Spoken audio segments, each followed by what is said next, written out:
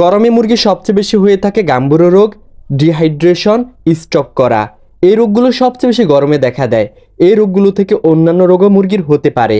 এখন একটি কারণে এই রোগটি সবচেয়ে বেশি হয়ে থাকে, মুরগির শরীরে যখন ভিটামিন সি এর ঘাটতি থাকবে, মুরগি যখন ডিহাইড্রেশনে ভুগবে, মুরগির শরীরে ইলেকট্রোলাইট, ইলেকট্রোমিন এগুলোর যখন অভাব থাকবে, তখনই আপনার মুরগি স্ট্রোক করবে, গাম্বুরো রোগ হওয়ার সম্ভাবনা থাকবে, আপনার মুরগি ডিহাইড্রেশন হয়ে যাবে। এখন গরমে মুরগিকে সুস্থ রাখতে বেশি তো কিছুর প্রয়োজন নেই। বলে না শীত, মুরগিকে ভিটামিন, মাল্টিভিটামিন এগুলো খাওয়াতে হবে, মুরগির শরীর গরম রাখতে হবে, অন্যান্য পদক্ষেপ নিতে হবে। বর্তমানে গরম পড়ছে, মুরগিকে কিছু পদক্ষেপ নিলে আপনার মুরগি সুস্থ থাকবে, গরমে অন্য রোগে আক্রান্ত বেশি একটা হবে না। যেমন আপনি প্রচুর পরিমাণে মুরগিকে ভিটামিন সি খেতে দিতে পারেন। যদি মুরগি ভিটামিন সি খায়, ভিটামিন সি এর ঘাটতিটা পূরণ হবে, আপনার মুরগির অন্য কোনো সমস্যা হবে না। এখন আপনার মুরগির যেন গরমে অন্য কোনো সমস্যা না হয়, যেমন গাম্বুরো, হিট স্ট্রোক, ডিহাইড্রেশন না হয়, কি ওষুধ প্রয়োগ করতে পারেন বা ঘরোয়া কি পদক্ষেপ নিতে পারেন? সবচেয়ে গুরুত্ব দিতে হবে তাজা পানি। আপনি গরমের সময় মুরগিকে যত বেশি তাজা পানি দেবেন, তত বেশি আপনার মুরগি পানি খাবে, আপনার মুরগির এই সমস্যাগুলো হবে না।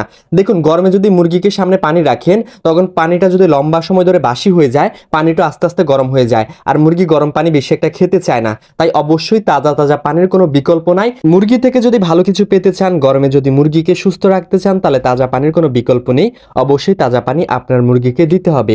এখন পানির সাথে কি ব্যবহার করবেন, কি ব্যবহার করলে আপনার মুরগির ভিটামিন সি এর ঘাটতিটা পূরণ হবে, আপনার মুরগির শরীর থেকে ইলেকট্রোলাইট, ইলেকট্রন এগুলো যে খরচ হবে সেই ঘাটতিটা পূরণ হয়ে যাবে।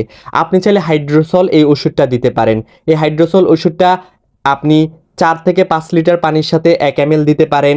তারপর হচ্ছে রেনাসিও দিতে পারেন। হাইড্রোসল দিলে রেনাসির প্রয়োজন নেই, আবার রেনাসি দিলে হাইড্রোসলের প্রয়োজন নেই। সামারকুল এই ওষুধটাও দিতে পারেন। এগুলো দিলে আপনার মুরগি যে কোনো একটা দিবেন, দিলে আপনার মুরগির শরীরটা শীতল থাকবে, আপনার মুরগির গাম্বুরো রোগ হওয়ার সম্ভাবনা কম থাকবে, আপনার মুরগির ডিহাইড্রেশন হবে না, আপনার মুরগি হিট স্ট্রোক করবে না। ঘরোয়া চিকিৎসা হিসাবে আপনি লেবু রসের পানি ব্যবহার করতে পারেন। হালকা একটু চিনি দিয়ে আপনি লেবুর রস দিতে পারেন। যদি আপনার বাসায় বা হাতের নাগালে এই ওষুধগুলো না থাকে, তাহলে ঘরোয়া এই উপাদানগুলো ব্যবহার করতে পারেন। চেষ্টা করবেন যখন অতিরিক্ত গরম পড়ে, তখন মুরগির সামনে খাবারটা না রাখতে, খাবারটা তুলে রাখবেন। যেমন দুপুর 11টা থেকে 3টা বা 4টা পর্যন্ত মুরগির সামনে খাবার রাখবেন না বা খাবার দিবেন না, কারণ গরমের সময় মুরগিটা দুর্বল থাকে। তখন যদি খাবার খায়, দুর্বল থাকা অবস্থায় খাবার খেলে মুরগির গলায় খাবার বেজে যেতে পারে। এই সময় মুরগিটা স্ট্রোক করার সম্ভাবনা খুব থাকে। তো এই সময় যদি আপনি খাবার দেন, আপনি ক্ষতিগ্রস্ত হতে পারেন। তাই চেষ্টা করবেন দুপুরবেলায় এই সময় থেকে এই সময় পর্যন্ত খাবার না দিতে, তাহলে আপনি উপকৃত হবেন। আর অবশ্যই গরমের সময় যদি প্রাপ্তবয়স্ক মুরগি হয়, পাখা বা বাতাসের ব্যবস্থা করতে হবে, যেন মুরগির শরীরটা শীতল থাকে। আর আলো বাতাসের ব্যবস্থা করতে হবে, খামারের পর্দা ফেলে রাখা যাবে না। অতিরিক্ত গরমের সময় মুরগিকে নাড়াচাড়া কম করবেন, মুরগিকে স্থির থাকতে দিবেন। মুরগি যেন তার নিজের মতো চলতে পারে। দৌড়াদৌড়ি করলে মুরগির শরীর থেকে ঘামায় এবং কি মুরগি স্ট্রোক করার সম্ভাবনা থাকে। শরীর থেকে ইলেকট্রোলাইট, ইলেকট্রোমিন, ভিটামিন সি এগুলোর ঘাটতি দেখা দেয়। মুরগিকে শান্ত যেন থাকে, নাড়াচাড়া করবেন কম। বন্ধুরা, ইউটিউব থেকে যারা আমার ভিডিও দেখছেন, যদি ভিডিওটা ভালো লাগে তাহলে চ্যানেলটি সাবস্ক্রাইব করে সাথে থাকবেন যারা নতুন দর্শক। আর যারা ফেসবুক পেজ থেকে দেখছেন, তারা পেজটি ফলো করে সাথে থাকবেন।